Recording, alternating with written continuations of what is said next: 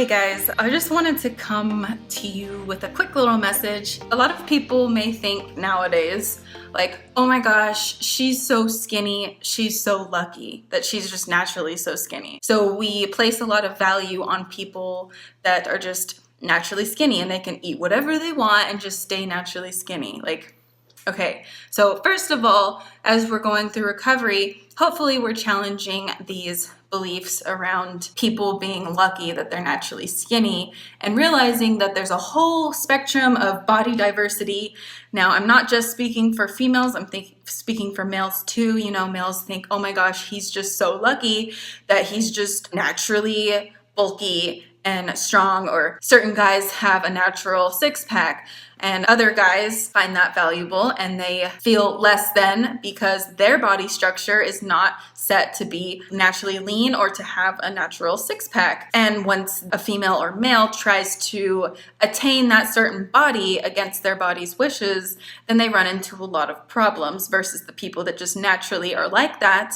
They have a natural high metabolic rate, or they just have a natural genetic code for more body leanness, like whatever. There are some people like that, but it's not as big of a majority as people are commonly walking around looking like that nowadays. So just because people are looking like that a lot more often on Instagram, or if you're in Southern California and LA and they look like that everywhere, doesn't mean that it's natural and that they're not facing consequences. But it's not to say that the people who are naturally like that are disordered.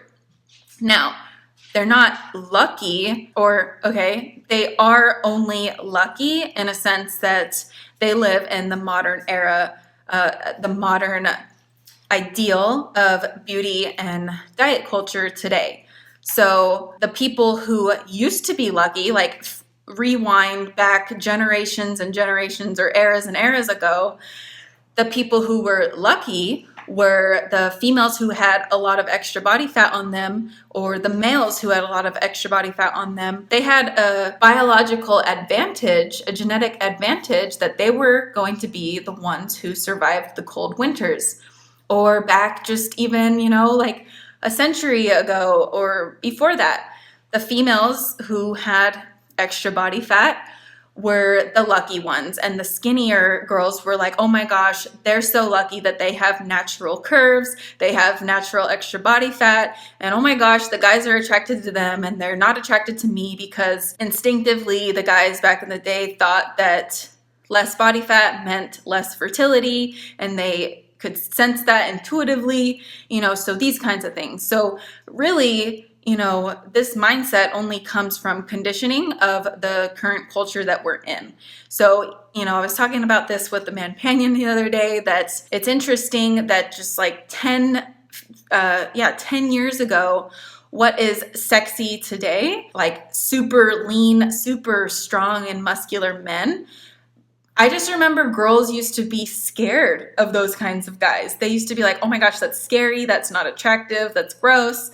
They just liked a natural looking guy. And on the same goes for the opposite side of the spectrum. So guys would think, 10 years ago or 15 years ago, or I don't even know, actually it's been a long time for females being super skinny, but let's take it back to like the 50s or the 40s or the 30s or 20s, or way a long time ago. Guys, through conditioning, what was sexy were women who had extra body fat on them. And that's not to say that the people who were naturally skinny weren't attractive. It's just that's what the culture looked to and idealized and valued. And it's not to say that whoever is not in that mold is not valuable, sexy, attractive. No, it's just that's how our culture works, unfortunately, is that we find one ideal and we value that over anything else.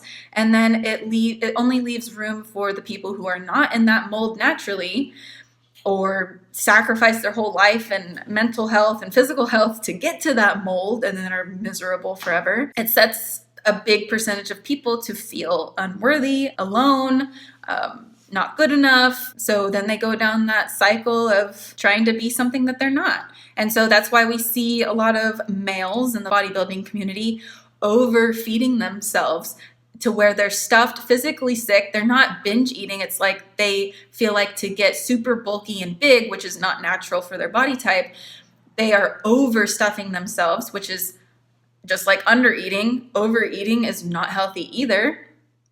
In this spectrum, don't take this wrong and be like, oh my gosh, my binge eating and extreme hunger coming from a past of restrictive eating and dieting is bad now. Kayla said it. Oh my gosh, see?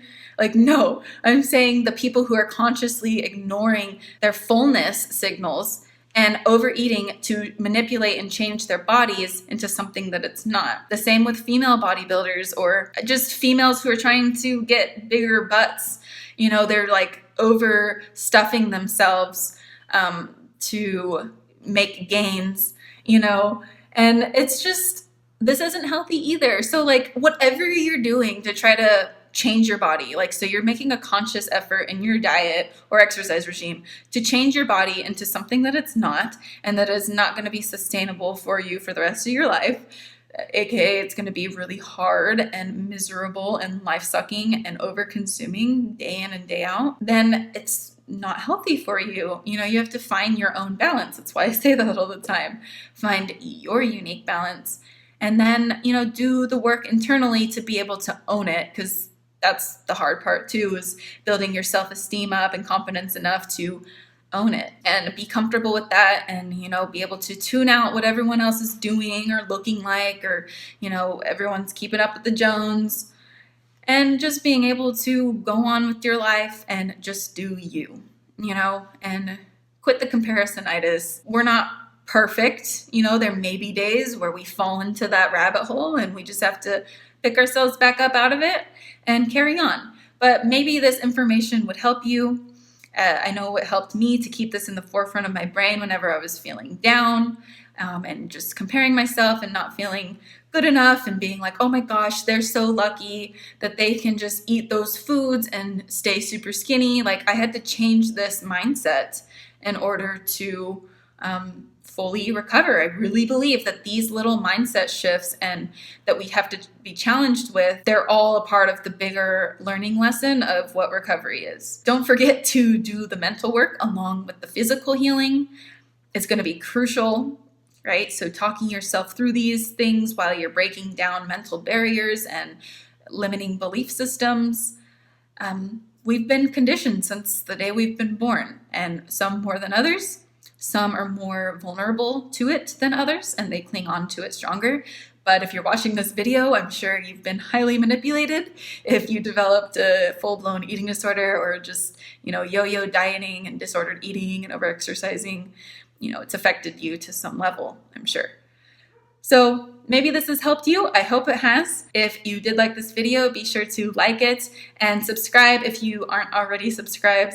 And leave a comment below on what your thoughts are, or leave a comment about, what helps you to work on body acceptance, or really valuing your body type, or what gets you through, your body changing and all of this stuff. I would love to hear it.